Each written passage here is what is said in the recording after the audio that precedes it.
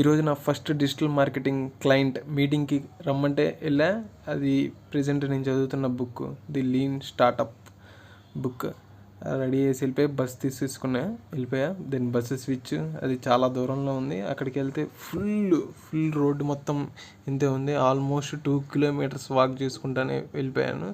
Then ఇక్కడ నాకు ఒక ఇంటర్నేషనల్ స్టేడియం కనిపించింది, ఎంఎస్కే ప్రసాద్ది. దెన్ మన క్లయింట్ ప్లేస్కి వెళ్ళిపోయినాం, మాట్లాడినాం క్లయింట్తో.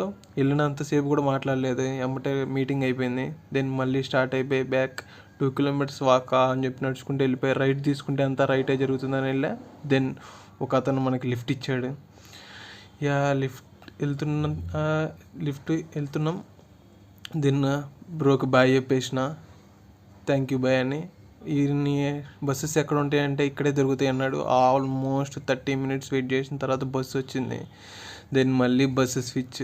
దెన్ మళ్ళీ ఇంకా రూమ్కి వచ్చేసి తినేసి కూర్చొని మళ్ళీ 15 మినిట్స్లోనే మళ్ళీ కూర్చొని ప్రిపరేషన్ స్టార్ట్ చేసేసిన. ఓకే, మీ అందరి డౌట్ కూడా ఒకటే ఉండిద్ది, ఆ క్లయింట్ ఏమైందని.